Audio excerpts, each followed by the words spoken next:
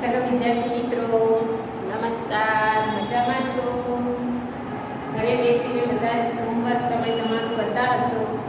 बधाए ज घरनी अंदर तमारी जोड़े जे पण कांई मटीरियल होय एमांथी तमारे बधाए वांचवानुं छे अने सरस मजाना पाठनी तैयारी करवानी छे।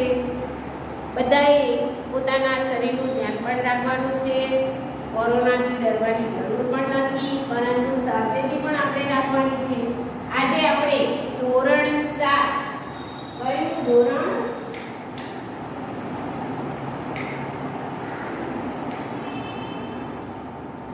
આજે આપણે ધોરણ 7 અને વિષય ગુજરાતી એનો પાઠ 6 ભીખુ આજે આપણે લખવાનો છે। કયો વિચારવાનો છે? કયો લખવાનો છે? સમજવાનો છે। ભીખુ તમારી ચોપડી કાઢો। એક પાઠની અંદર પાઠનો ભીખુ એક છોકરાનું નામ છે। આ પાઠનો પ્રકાર છે સંવેદન કથા। સંવેદના જેની આપણને સંવેદના થાય, જેમ કે લાગણી, આનંદ, શોક, દુઃખ, ભય એ બધી સંવેદનાઓ છે। આ પાઠની અંદર ભીખુના પાત્રલેખન દ્વારા આપણને કવિ ભીખુનું પાત્ર પોતાના ભીખુનો જે વ્યક્તિત્વ છે, પોતાના ભાઈ અને પોતાના બહેન પ્રત્યેનો વિશેષ ખ્યાલ રાખવો એવું એનું વલણ દર્શાવે છે। આ પાઠનો પ્રકાર તમને પરીક્ષામાં પૂછાય તો સંવેદન કથા લખવાનું। અને પાઠના લેખક મેં તમને પહેલા પણ કીધું હતું, પાઠના લેખક છે ગૌરીશંકર ગોવર્ધનરામ જોશી અને એનું ઉપનામ છે ધૂમકેતુ। એનું નામ છે ધૂમકેતુ। મેં તમને પહેલા પણ સમજાવ્યું હતું કે ગૌરીશંકર ગોવર્ધનરામ જોશીનું ઉપનામ પૂછાય તો ધૂમકેતુ અને ધૂમકેતુનું પૂરું નામ પૂછાય તો ગૌરીશંકર ગોવર્ધનરામ જોશી। અહીંયા ભીખુ પોતે ભીખ માંગી અને પોતે પોતાના ભાઈ અને ભાંડુ અને પોતાના કુટુંબના ભરણ પોષણ કેવી રીતે કરે છે એનો સરસ મજાનો પાઠ આપણને અહીંયા ધૂમકેતુએ આપ્યો છે। સાંજના 7 થવા આવ્યા। સાંજના 7 એટલે સાંજે 7 વાગ્યાનો સમય થવા આવ્યો અને ઊંચે ચડેલા મિલના ધુમાડા નીચે ઉતરી અને વીજળીની રોશનીને ઝાંખી કરી રહ્યા હતા। પહેલાના સમયની વાત છે જ્યારે આપણે અમદાવાદની અંદર, અને આ જે બનાવ છે અમદાવાદનો જ છે। આ પાઠની અંદર ભીખુનું જે પાત્રલેખન કરવામાં આવ્યું છે પણ આપણા અમદાવાદની વિશેની જ વાત છે। પહેલાના સમયમાં આપણા અમદાવાદની અંદર મિલો બહુ હતી, અત્યારે મિલો ઓછી થઈ ગઈ છે। એટલે સાંજ પડે એટલે મિલોના ધુમાડા નીકળે। આખો દિવસ કારખાના ચાલે, મિલ ચાલે એટલે એ મિલના ભૂંગળામાંથી શું નીકળે? ધુમાડા। અને પછી એ ધુમાડો પાછો ક્યાં આવે? નીચે આવે એટલે જે સાંજના સમયે જે લાઈટો થઈ હોય એ લાઈટોની અંદર ઝાંખું દેખાવા માંડે। મોટર, ગાડી, સાયકલ અને માણસોના ઠઠારાથી બજાર ભરચક હતું। સાંજનો સમય આમ પણ આપણે સાંજના સમયે શહેરની સ્ત્રીઓ શોપિંગ કરવા નીકળે એટલે સાંજનો સમય હોય, ઓફિસેથી લોકો છૂટ્યા હોય, લોકો કામ ધંધેથી પણ ઘરે જતા હોય એટલે આખું બજાર ભરચક હતું। મોટર હતી, ગાડી હતી, સાયકલ હતી, કેટલાક લોકો પણ હતા। અકસ્માતથી બચવા માટે હું ફૂટપાથ પર ચાલતો। કોણ? હું એટલે લેખક। કોણ? લેખક ગોવર્ધનરામ જોશી, ગૌરીશંકર ગોવર્ધનરામ જોશી ધૂમકેતુ। એ પોતે અકસ્માત, કારણ કે રોડની વચ્ચે ચાલીએ તો આપણને પણ ખબર છે કે અકસ્માત થઈ શકે છે, અને પણ અમદાવાદના ટ્રાફિકમાં, એટલે એમણે અકસ્માતથી બચવા માટે ક્યાં ચાલી રહ્યા હતા? ફૂટપાથ પર ચાલી રહ્યા હતા. એક કંગાલ પર ઇતની રહમ કરો, એવો એમનો અવાજ એમના કાને પડ્યો કે એક કંગાલ, કંગાલ એટલે ગરીબમાં ગરીબ, અતિશય ગરીબ, જેને ખાવાનું પણ ન મળતું હોય એને કંગાલ કહેવાય. એક કંગાલ પર ઇતની રહમ કરો, રહમ કરો એટલે દયા કરો. દર્દથી ભરાયેલા શબ્દોએ પગને આગળ જતા ધપાવ્યા. લેખક ચાલી રહ્યા હતા, એકદમ એમના કાનમાં એવો અવાજ પડ્યો, દર્દ ભર્યો, એટલે કે એ વ્યક્તિના અંદર દુઃખની લાગણી હતી. એને કેટલાય દિવસથી ખાવાનું મળ્યું નહોતું, એટલે એ ધીમેથી બોલ્યો, એક કંગાલ પર ઇતની રહમ કરો. એક ગરીબ વ્યક્તિ ઉપર થોડીક રહમ એટલે દયા કરો. લેખકના પગ આગળ જતા જતા રોકાઈ ગયા, થંભાવ્યા. પાછા ફરીને જોયું તો હું 3 દરવાજા પાસે ઊભો હતો. લેખકે પાછળ ફરીને જોયું તો એ લેખક પોતે 3 દરવાજાની પાસે ઊભો હતો. ફરી એ જ શબ્દો સંભળાયા. થોડી વાર થઈ એટલે ફરીથી એના એ જ શબ્દો સંભળાયા. મેં ડોકું જરાક ખેંચ્યું. લેખકે આજુબાજુ જોયું, અવાજ ક્યાંય આવતો નથી, એટલે આમ ઉપર થઈને આમાં જોયું કે કઈ બાજુથી અવાજ આવે છે. ડોકું જરાક ખેંચ્યું તો દરવાજા વચ્ચેની સાંકડી કમાનમાં એક અત્યંત કંગાળ સ્ત્રી બેઠી હતી. જે દરવાજો હતો એ દરવાજાની સાંકડી કમાનમાં એક પાછળના ભાગમાં એક કંગાળ, એકદમ ગરીબ સ્ત્રી બેઠી હતી. એટલી વારમાં તો મને રસ્તા વચ્ચે ઊભેલો જોઈ અને કેટલાક માણસો ધક્કા મારીને આગળ ચાલ્યા ગયા. લેખક વચ્ચોવચ ઊભા થઈ ગયા હતા. એમને એ શબ્દો સંભળાયા, એટલે અવાજ આવે છે ક્યાંથી એવું જોવા માટે લેખક પોતે ઊભા રહી ગયા. તો જે ટ્રાફિકની અંદર માણસો ચાલતા હતા એ માણસો પોતે લેખકને ધક્કા મારી અને આગળ ચાલવા લાગ્યા. એવામાં વચ્ચેના સરિયા માર્ગ પર એક નાના છોકરાને રસ્તો ઓળખતા મોટરના મોંના મુખમાં, મૃત્યુના મુખમાં જતો જોઈ મારી રાડ ફાટી ગઈ. એવામાં એક છોકરો સરિયા એટલે જે રસ્તો બધાને ચાલવા માટેનો રસ્તો પર એક નાનકડો છોકરો રસ્તો ઓળખવા જતો હતો, અને મોટરના મોંમાં, મૃત્યુના મુખમાં એકદમ પેલા છોકરાને નીકળવું અને સામેથી મોટરનું આવવું, અને અકસ્માત થતા થતા બચી ગયો. એટલે લેખકની રાડ ફાટી ગઈ. રાડ ફાટી જવી એટલે ભયથી ચીસ પડાઈ ગઈ. આપણે પણ હોઈએ તો કોક છોકરાનું એકદમ એક્સિડન્ટ થતું જોઈએ એટલે આપણે પણ એકદમ ઉપાડે, એકદમ ન ઉપાડે ઉઠતા, એવી રીતે લેખકના મોંમાંથી રાડ ફાટી ગઈ. સહજ એક તરફ હું દોડ્યો. તરત જ હું એ તરફ દોડ્યો, રોડની તરફ હું દોડ્યો. પણ તે પહેલા તો સોફરે અત્યંત ચાલાકીથી છોકરાને ઉગાડી દીધો. પરંતુ તરત જ સોફર એટલે ડ્રાઈવર, પરંતુ કેવો ડ્રાઈવર? અંગત ઉપયોગમાં લેવામાં આવતો ડ્રાઈવર. એ ડ્રાઈવર ચાલાકીથી છોકરાને ઉગાડી દીધો. એ જે ડ્રાઈવર હતો એણે ચાલાકીથી છોકરાને ઉગાડી દીધો. ઉગાડી લેવું એટલે બચાવી લીધો. અને તેની માં આગળ વધી અને હાંફળી હાંફળી દોડતી હતી. એની માં આગળ વધી અને એના છોકરાને બચાવવા માટે હાંફળી અને ફાંફળી ગભરાયેલી દોડતી હતી. તેના તરફ એક ઠપકા ભરી નજર નાખી હોર્ન વગાડી મોટર આગળ ચલાવી.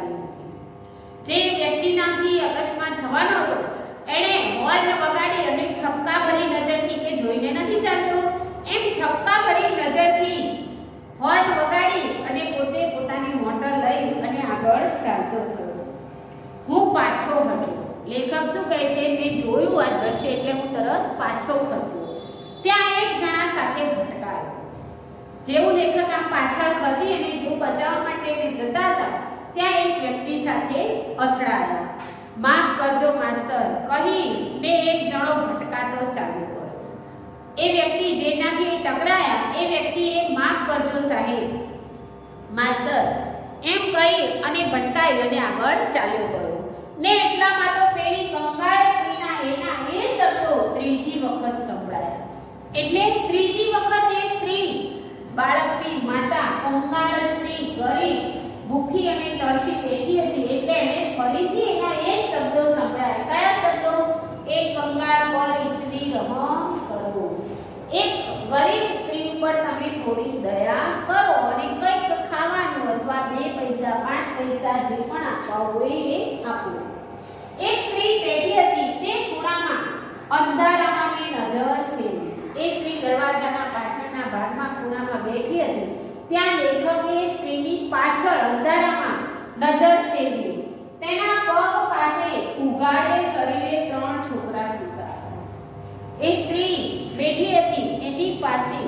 ઉઘાડા શરીરે 3 છોકરા સૂતા હતા એ સ્ત્રીના બીજા 3 છોકરા પણ હતા એ છોકરો જે ભટકાતો હતો એના સિવાયના અને 3 દિવસ સૂતા હતા વગર કપડા પણ નહોતા ને તેના ખોળામાં એક નાનું બચ્ચું દયાળુનું મોં રાખી અને આવનાર જનારની સામે જોયા કરતું અને એના ખોળામાં એ સ્ત્રીના ખોળામાં પણ એક નાનકડું બચ્ચું એટલે નાનકડું બાળક દયાળું મોં રાખીને ભૂખ લાગી હોય અને બધા આવતા જતા હોય એમને જોવા માટે દયાભરી નજરથી બેઠું હતું આવનાર જનારની સામે જોયા કરતું હતું બાઈ અશક્ત હતી ને ગરીબી તેના પર અસહ્ય જુલમ કરી રહી હતી બાઈ જે સ્ત્રી હતી એ પોતે અશક્ત હતી અશક્ત એટલે કમજોર કારણ કે ખાવા પીવાનું વ્યક્તિને બરોબર ન મળે તો એ વ્યક્તિ અશક્ત થઈ જાય એટલે પોતે એકદમ અશક્ત હતી અને પછી એનામાં ગરીબી ખાવા ન મળે કપડાં ન મળે એવી પરિસ્થિતિમાં એ અસહ્ય જુલમ કરી રહી હતી ઊંડા ખાડા જઈને આંખોમાંથી તેજ પરવાઈ રહ્યું હતું એ સ્ત્રીને ભૂખ પણ લાગી હતી પાછી પોતાના કુટુંબના ભરણ પોષણની પણ ચિંતા હતી બાળકો પાસે કપડાં પણ નહોતા એટલે એ સ્ત્રીની આંખો કેવી જતી રહી હતી ઊંડી અને એમાંથી તેજ પ્રકાશી રહ્યું હતું પોતે છોકરા માટે જ જીવન દોરી લંબાવતી હોય એમ તેના મોં પરથી દેખાતું જીવનનો કોઈ આશય નહોતો પરંતુ પોતાના છોકરા માટે જે જીવતી હોય એવું એના ચહેરા ઉપરથી લાગતું હતું મારો હાથ એકદમ કોટના ખિસ્સામાં પડ્યો મારો હાથ એટલે લેખકનો હાથ તરત જ પૈસા આપવા માટે કોટના ખિસ્સામાં ગયો એ ખિસ્સાએ 2 કલાક પહેલા જ કલદાર રાણી છાપના રૂપિયા સાથે ભદ્રમાંથી શહેર તરફ મુસાફરી કરી હતી એમના કોટના ખિસ્સામાં પહેલાના સમયમાં રાજા અને રાણીની છાપ પરથી સિક્કા બનાવવામાં આવતા હતા તો બ્રિટનની રાણી એનો એક કલગીદાર સિક્કો કલદાર એટલે રાણીની છાપ વાળો કલદાર સિક્કો ક્યાં પડ્યો હતો લેખકના કોટમાં મુસાફરી કરી રહી પણ અત્યારે તે ભોઠો પડ્યો એટલે શરમાઈ ગયો માત્ર 3 પૈસા જ હાથે ચડ્યા માત્ર લેખકના કોટમાં કેટલા પૈસા હતા 3 પૈસા 9 આના સિનેમાની રોકડા 6.25 આની હોટલે ઉપાડી દીધા હતા લેખક પિક્ચર જોવા ગયા પછી હોટલમાં જમ્યા એટલે પિક્ચર જોવામાં 9 આના વપરાઈ ગયા અને સિનેમા જોવામાં અને 6.25 આના હોટલે ઉપાડી દીધા હતા એટલે એમના ખિસ્સામાં જે ઉપાડી નહોતા લીધા પરંતુ એમણે કંઈક નાસ્તો કર્યો એ ના આપ્યા હતા સાધારણ માણસોના આવા તદ્દન સામાન્ય વિલાસમાંથી પણ ઘણા જણ પોષી શકાય તેમ છે જો એ વ્યક્તિ અહીંયા લેખક કહે છે કે સાધારણ માણસ એક સામાન્ય માણસ જો આવી રીતે ખર્ચો ન કરે અને કોઈક આવી ગરીબને મદદ કરે તો કેટલા બધા માણસોનું પેટ પોષી શકાય તેમ છે એ પસાર થઈ જતા વિચારની સાથે હાથ ખિસ્સામાંથી બહાર આવ્યો એ વિચાર લેખકને આવ્યો અને એમના ખિસ્સામાંથી હાથ બહાર આવ્યો 3 પૈસા પેલી બાઈના હાથમાં પડ્યા ને પૈસાના ખડખડાટથી જાગેલું એક છોકરું મને ફરી સતાવે તે પહેલા જ હું દૂર થઈ ગયો. તમે જોજો ભદ્રકાળી મંદિરે જાઓ તો ત્યાં આગળ નાના છોકરા આપણી પાસે ભીખ માંગવા આવતા હોય છે. એ બેન આપો, એ બેન આપો, એકને આપીએ એટલે બીજું તરત દોડીને આવે. એટલે લેખકને થાય કે પૈસા નાખું અને પૈસાનો અવાજ આવે અને કદાચ બીજું કોઈ છોકરું ઊભું થઈને પાછું મારી પાસે માંગવા આવે એના પહેલા જ હું દૂર થઈ ગયો.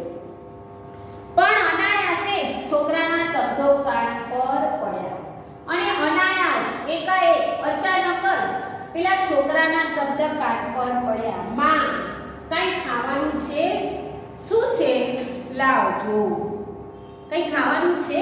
એના છોકરાએ પૂછ્યું કે માં, મને ભૂખ લાગી છે. કઈ ખાવાનું છે? શું છે? લાવ જોઉં. ખાવાનું તો ભાઈ લાવે ત્યારે. પેલી સ્ત્રીએ શું કીધું?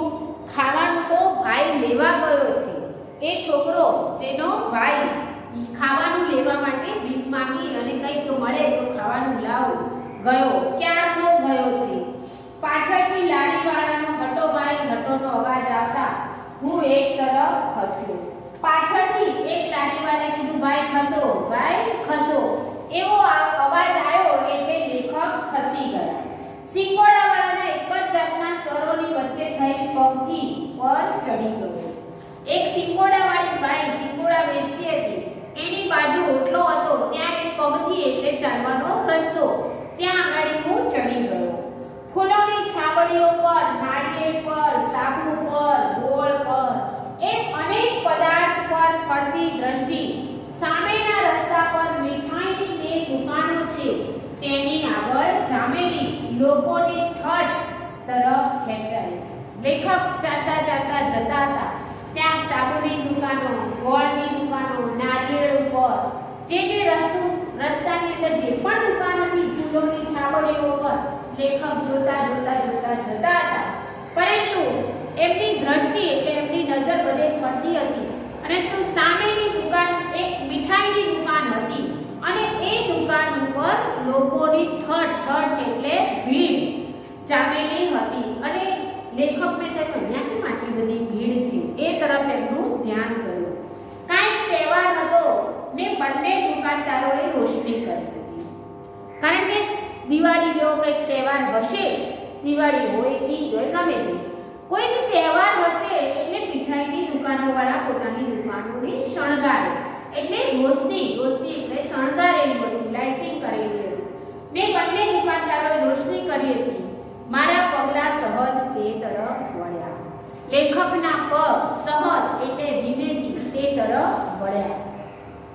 દુકાનમાં ગોઠવેલી મીઠાઈને જોવા માટે ઘણા ખરા ઊભા હતા. દુકાનની અંદર જુદી જુદી જાતની મીઠાઈઓ ગોઠવેલી હતી અને ઘણા ખરા લોકો એ મીઠાઈને જોવા માટે ઊભા હતા.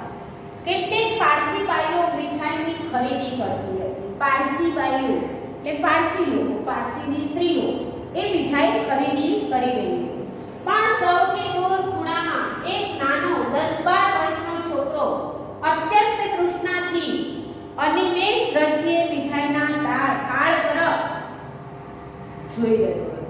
એક નાનકડો છોકરો એક ખૂણામાં ઊભો હતો અને અત્યંત તૃષ્ણાથી એટલે ઈચ્છાથી, એને એકદમ ઈચ્છા હતી કે બધા જ કોઈ મીઠાઈ ખરીદી રહ્યા છે, મને કોઈ કાપે અથવા મને કોઈ ખવડાવે એવી ઈચ્છાથી અને અનિમેષ એટલે એકી ટસે મીઠાઈને જોઈ રહ્યો હતો. ખાસ કરીને સૌથી આગળ પડેલા જલેબીના ચકચકિત ગુંજરાઓ તરફ જોઈ રહ્યો હતો. ખાસ કરી અને સૌથી આગળ જલેબીના ગુંજડા તરફ એ જોઈ રહ્યો હતો. અચાનક મેં એને જોયો. કોણે જોયો? લેખકે જોયો. ભક્તિભાવથી જાણે એની દ્રષ્ટિ ત્યાં ચોંટી ગઈ હતી. ભક્તિભાવથી એટલે એને એકદમ વિશ્વાસથી એ ગુંજરાની અંદર, જલેબીની અંદર એ કંઈક જોઈ રહ્યો. વિદ્યાર્થી મિત્રો, આની આગળનો પાઠ હવે પછીના તાસમાં આપણે સમજાઈશું. તમારે આગળનો પાઠ વાંચીને તૈયાર રાખવાનો છે. Bye bye.